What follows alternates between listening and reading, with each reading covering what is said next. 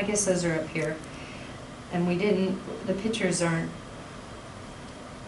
so this is kind of the basic sort of spider. But if you look at our proofs, they're the same sort of idea of counting. So we took off from the path idea. Each leg is a path in and of itself, and then figured out how to combine them. That's a good question, actually. Yeah, so it just goes on and on. So like, what's the definition of a spider specific? A spider is a center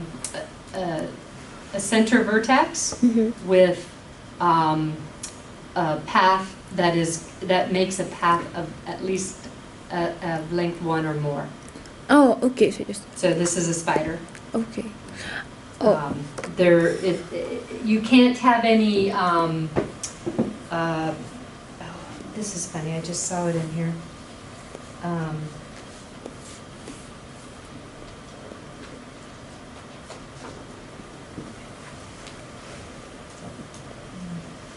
Anyways, oh yeah.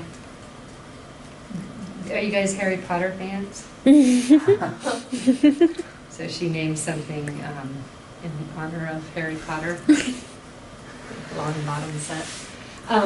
Yeah. So it's a good question to go through the details of it, because it gives you a good intuition about what's going on. What she ultimately ended up doing was, if you have a spider, she wanted to know if there was a one-to-one onto, if there was a bijection between it and a path of length n, so that the zero forcing sets corresponded. So if you had a zero forcing set over here, you had one over here, and vice versa. And so you number the nodes on a spider so that they correspond to a zero forcing set here, which we know easily enough. If you have an endpoint, you're done. So that was kind of the bulk of what the rest of this is.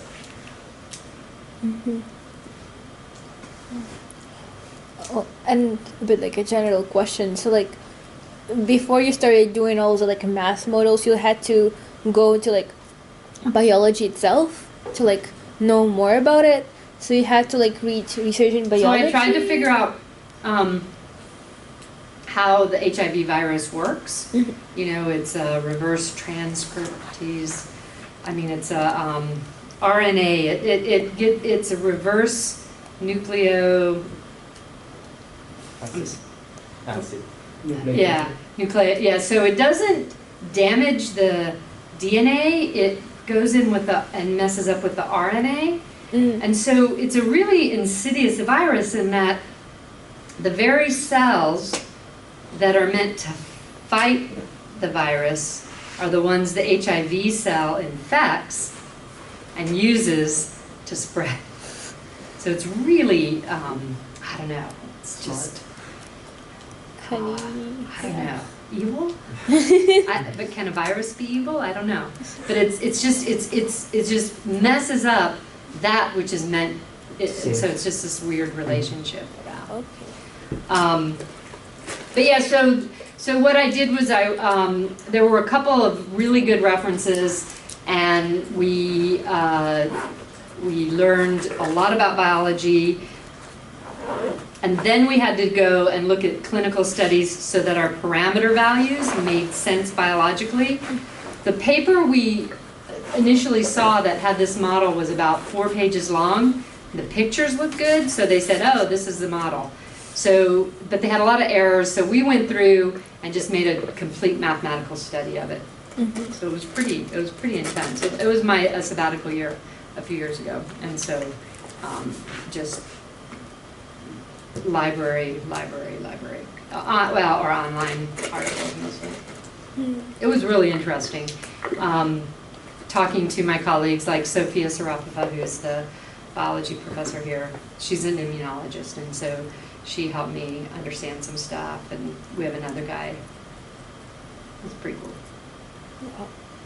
But I realized that as I'm talking to you, I've forgotten as much as I've learned over the years. I hope that's not the case with linear algebra. No, of course not. 3 days for y'all. You will. Say what? What did you say? I see Will laughing. Laughing with pain. All right, that was cool. So what you guys need to do, my advice, is you need to learn the courses that you're taking really well. There is time for this your junior and senior year. You don't have to be in a rush. And you should meet the new math professors during the first week of classes. Sorry. I didn't even know there was a math club. You guys didn't tell me. Oh.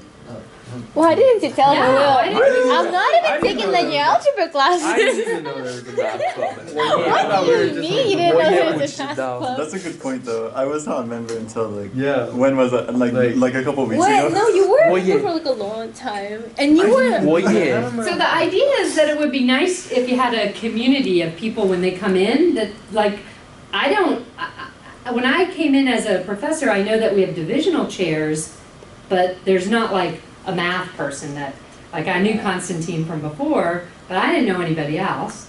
And so, and it's no big deal because, but if you know, faculty get busy and they get preoccupied and they like blah, blah, blah, but the students, if they can form these sorts of things and somehow make them so that they can continue on after you leave, that's the trick. And also, so have a lunch with new faculty that even physics, computer science, data science, and just, you know, 2 or 3 just to figure out how things are connected and just to chat. I think it would be really great. Yeah, sure. Because there's not, you know, if you stick to your 2.5 courses a term, it's intense, but you might have some time to think about some other things. And as you're going to do a signature work, the more you know what other people do, the better. And the other thing is they have all these math talks that come, Oh yeah. but they're incomprehensible. Honestly, yes. Yes, they are incomprehensible. We went.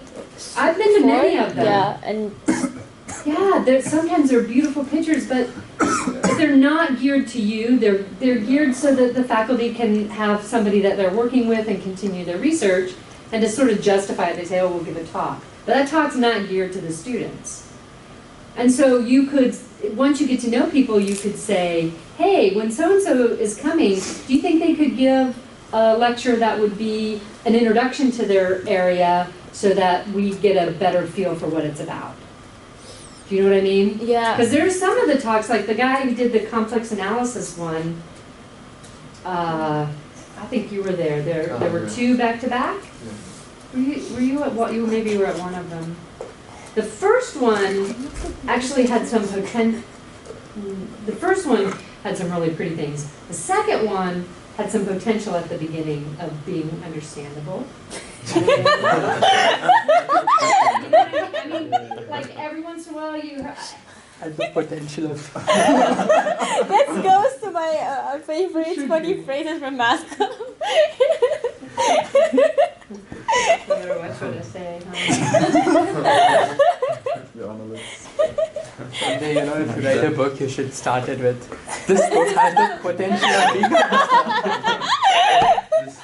This book has the Has the potential potential to be to comprehensible. be understandable. Don't push yourself. Over there. Just accept We have what to I take say a instead. picture. Yeah. We'll call them nugs. We call them Let's see. nugs. Come on. All right, I cannot see, I can see everyone except you. I'm going to put it on a timer because I have to be in it.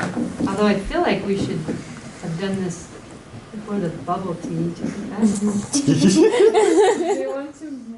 No, I'm gonna cut. It's Oh, important. no, you can't hardly see it. Guys, put your bubble tea in You front need to of you scoot or over bubble tea just mask. a little bit more. No, Felix, you were perfect. I'm gonna bring my bubble tea over. No, honestly, our YouTube channel is called Bubble Tea Mask. Oh, you guys have shifted so that you're now all behind each other. Shift back over that. No, not you, back. Jason. You guys stay. You see how there's room in between? Oh, you two are perfect. Felix, and then I'm gonna get in right there. Okay? Okay. Oh, so bubble tea. I don't know. Maybe we should do this in front of some math. Bubble tea is there, it's most important. 6. There we go. Cheers! Cheers. We did it. I think. Yay. Let's see if it's any good. Imagine like 2 people closing their eyes. I swear I'll be one of them. Felix would be Oh my gosh, it's great. It's great. You all look fabulous. Oh no. Instagram? Can I put it on Instagram? Yep. Hashtag. Do you have a name? Bubble Tea Mask Club. Bubble Tea Math Club? Shit, I should rename it from Midnight Mask to Bubble Tea Mask. Yeah, change the group chat. Is there a bubble tea emoji? There should be. No, I don't know. You can make one on WeChat. Let's go for it. Okay, you're gonna make You me can make what? On WeChat, you can like make emojis and stuff, like stickers. Really? Yeah, this is nice. I like that. Who's and